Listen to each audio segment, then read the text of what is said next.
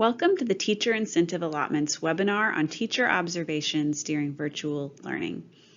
Districts across our state are being forced to react quickly as conditions related to COVID-19 change, and a question that we've gotten repeatedly from districts who are currently in their data collection year is how should we collect valid and reliable observation data during this time of virtual learning? We hope to provide a little guidance on this question during this time. We want to highlight that there are two key components that any district should have in place to yield teacher growth. The first is teacher coaching.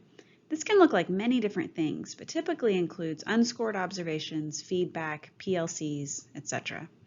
The second component is evaluation.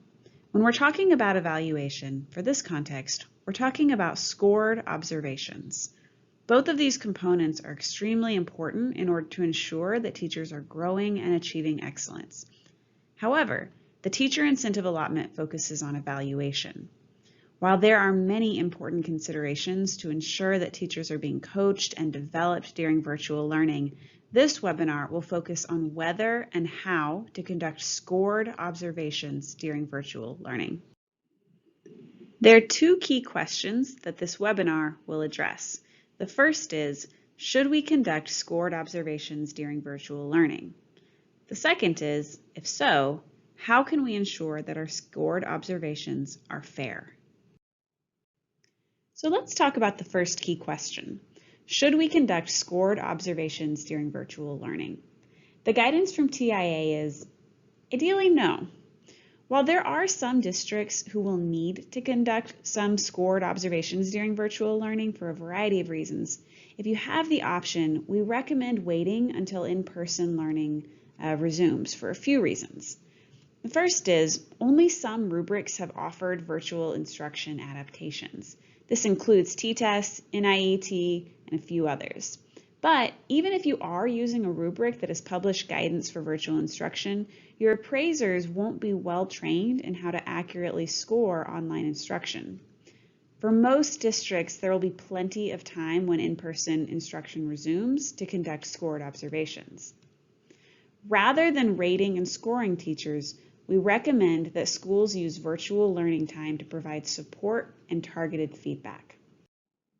If your district opts to wait until in-person learning resumes to conduct scored observations, we recommend creating a contingency plan for the possibility that in-person instruction may not be able to continue for sustained periods this school year. As J.R.R. Tolkien said, it does not do to leave a live dragon out of your calculations if you live near one.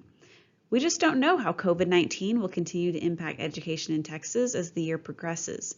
And so a best practice would be to start crafting a plan now, just in case you need to evaluate teacher effectiveness based on virtual instruction in the future. Before we jump into key practices for collecting valid and reliable teacher observation data in a virtual context, let's make sure we have a common understanding of two key terms which are often mixed up. Validity is the extent to which something measures what it claims to measure. Does our rubric, or our adapted virtual learning rubric, measure teacher effectiveness? Validity can also be impacted by how appraisers use the tool. If they don't have the knowledge or skills to use the rubric, the results will not be valid. Reliability is the extent to which the results are consistent. Will a teacher be rated in the same way no matter who their appraiser is or where they teach? Or do teacher observation scores depend on who their appraiser is, what school they work at, what subject they teach, etc., rather than how effective they are as a teacher? The 5 key practices that follow are meant to help districts increase the validity and reliability of their teacher observation data in the event that they must conduct scored observations during virtual learning. Key practice number 1 is to establish a clear definition of excellent virtual instruction. For districts using T-TEST, TEA has just released an adapted version of the T-TEST rubric that can be used to evaluate online instruction. NIET is another organization that has published a virtual instruction adaptation to their rubric. If the rubric your district uses has not released an adapted version for virtual instruction, you will need to adapt your rubric so it can be used in an online context. If this describes your district, consider who will create the adapted rubric and how you will seek input and feedback from teachers, school leaders, and other stakeholders. We'd like to highlight t-tests for virtual instruction, which can be found at teachfortexas.org. At this website, you can also find guidance for implementing this rubric. Let's take a look at one example of how t-tests has been adapted for virtual instruction. Let's take a look at Dimension 3.3, Classroom Culture.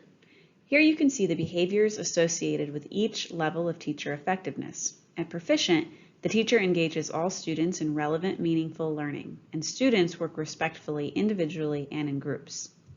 Now let's take a look at how this dimension was adapted for virtual instruction. The description of the dimension remains the same, with an emphasis on the teacher leading a mutually respectful, collaborative class of engaged learners.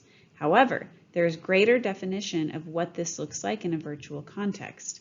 At Proficient, the teacher ensures safe and ethical behaviors and digital citizenship when using technology with online and networked devices. Teacher regularly includes community building time through early login time for students to prepare, test technology, and connect with others in the virtual classroom. The teacher uses affirmation features and other visible affirmations to create a respectful and collaborative culture.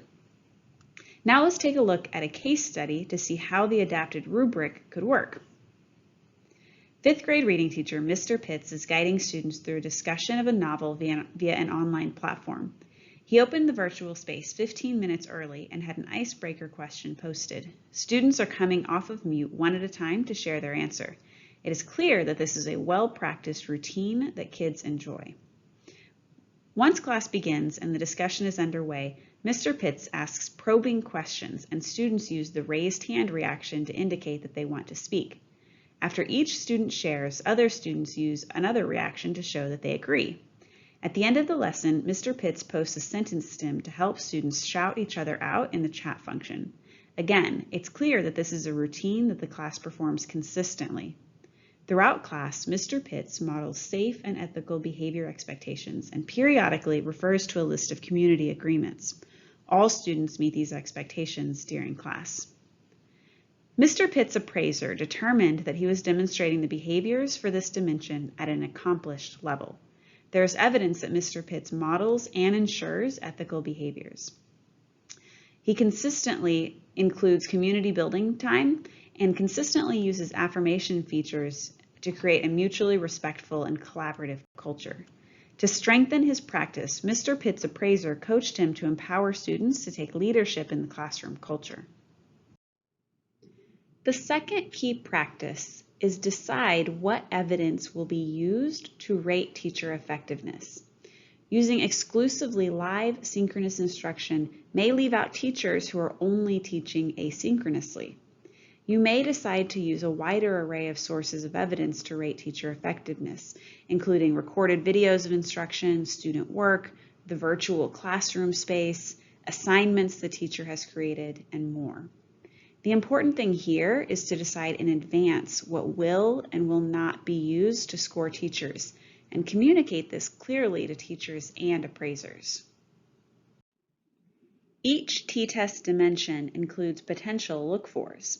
Here you can see ideas of sources of evidence to rate teacher effectiveness. For example, you could look at lesson plans or potentially a digital organizer with agenda. Here's another example.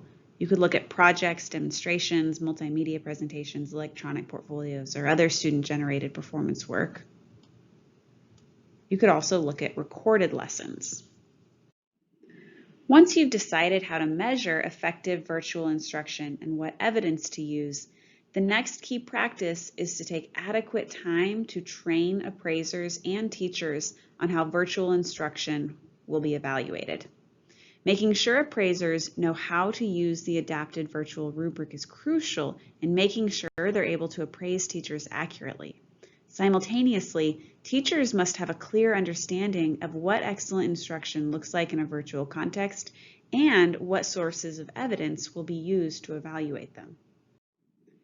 Key practice number 4 may or may not be possible for some districts depending on your capacity, but we recommend having 2 or more appraisers observe each teacher.